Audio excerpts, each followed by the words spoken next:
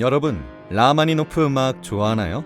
라마니노프는 지금 시대 가장 핫한 클래식 음악을 남긴 작곡가라고 해도 좋을 만큼 많은 인기를 누리는 작곡가입니다. 그의 대표 작품을 꼽으라면 하나만 고르기 어려울 정도니까요. 맞아! 차이콥스키나 림스키-코르사코프 같은 선배 작곡가들의 음악과 어딘가 비슷한 분위기가 있지만 라마니노프는 분명 그만의 고유한 존재감을 드러냈지. 그런데 말이에요, 여러분이 좋아하는 그 라마니노프 음악에 늘 죽음을 향한 불안이 드리워져 있다면 믿으시겠어요? 죽음이라니? 교향곡 2번 사막장 같은 곡을 들어보라고! 얼마나 아름다운 음악인지 몰라. 그런 음악을 작곡한 라마니노프의 음악을 들으면서 죽음을 떠올리다니 무례하도다. 그렇다면 이 이야기를 해야겠네요. 극심한 우울증으로 어려움을 겪었던 라마니노프의 이야기 말입니다. 라마니노프가 우울증을 겪었다고? 그래, 맞아. 여러분, 라마니노프가 우울증으로 가장 힘들었던 시기는 바로 교향곡 1번을 작곡하던 시기였습니다. 그래서인지 그 곡에는 죽음을 암시하는 선율인 진노의 날이 등장하는데요.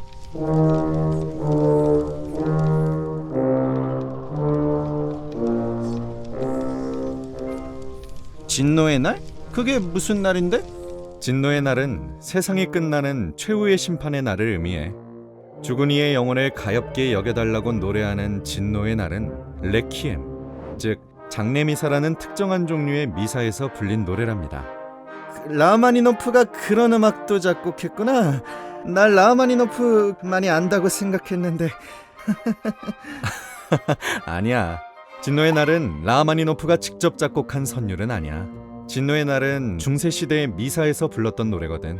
아까 이야기한 것처럼 미사 중에서도 죽은 이를 위한 미사인 레퀴엠, 장례미사에서 불렀던 노래지. 근데 라마니노프는 중세시대 때 불렀던 노래를 굳이 교향곡 1번에 사용했을까?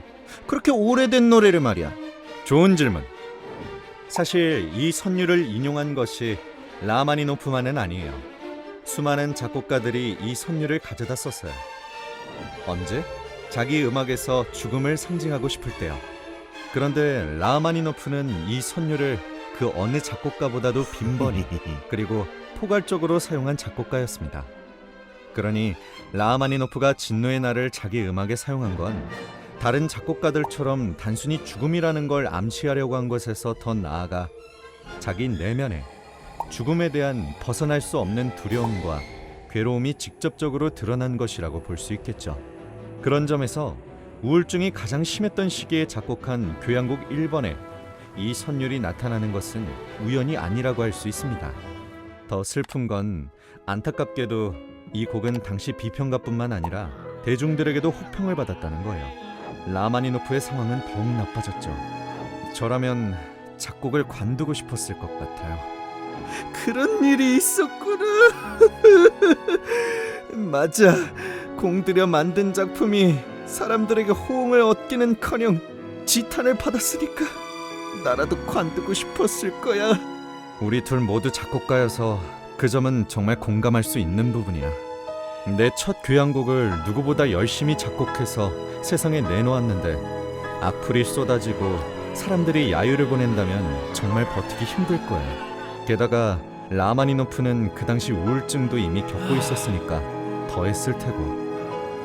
라마니노프는 그 극심한 우울증을 어떻게 극복했을까? 바로 최면 치료 덕분이었어.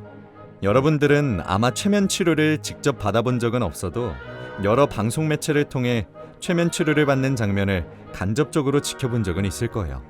라마니노프가 우울증을 극복할 수 있었던 것은 바로 이 최면 치료 덕분이었답니다. 우울증으로 힘들어하던 라마니노프에게 그의 이모가 프로이트식의 치료를 받아보도록 권유했고, 그렇게 만나게 된 사람이 니콜라이 달이라는 의사였습니다. 흥미로운 점은 니콜라이 달의 치료법이에요. 달은 라마니노프에게 끊임없이 다음과 같은 말을 무려 4개월간 반복해서 이야기했다고 합니다. 당신의 다음 작품은 반드시 성공할 것이다 라고요. 그런 말을 반복한다고? 그게 효과가 있을까? 그치. 처음엔 라마니노프도 별 반응이 없었을 거야. Many months later. 그렇지만 니콜라이 달도 포기하지 않고 4개월을 꾸준히 같은 말을 반복해서 들려주었습니다. 그러는 사이 라마니노프는 자신도 모르게 서서히 그 말을 믿게 되었죠. 우울감으로 가득 차 있던 라마니노프의 마음속에는 점차 자신감이라는 긍정적 에너지가 스며들기 시작했죠. 그 과정에서 새롭게 착수한 곡이 바로 그 유명한 피아노 협주곡 2번입니다. 이 작품은 세상에 나오자마자 곧바로 음악계에 커다란 반향을 불러오게 되죠. 아, 라마니노프 작품 중에서 내 최애곡이잖아. 장엄한 도입부를 들을 때마다 뭔가 굳은 결의 같은 게 느껴진다고 생각했었는데 더욱 단단해진 한 인간의 굳은 의지가 느껴져. 그래서 이 명곡은 지금까지도 한국인이 사랑하는 클래식 협주곡 1위에 오를 만큼 엄청난 인기를 가진 작품이 되었습니다. 라마니노프에게는 우울증을 극복하고 최고의 작곡가로서 다시금 자리매김하도록 한 일생의 커다란 선물과도 같은 음악이었을 겁니다. 라마니노프 음악을 생각하면 듣기 좋은 선율과 화성이 떠올라서 마냥 아름다운 줄로만 알았는데 이런 이야기가 있었을 줄이야. 정말 그렇지? 그런데 라마니노프가 피아노 협주곡 2번과 함께 우울증에서 조금은 자유로워진 이후로도 계속해서 진노의 날 선율을 자기 음악에 사용했다는 건 좀 아이러니한 일이야. 삶이 온통 죽음에 휩싸여 있었다고 할 수 있겠군. 그래, 맞아. 그렇지만 진노의 날을 즐겨 사용하던 그의 음악이 지금까지 살아남아 많은 사람들의 마음을 울린다는 점을 생각하면 이렇게 볼 수도 있지.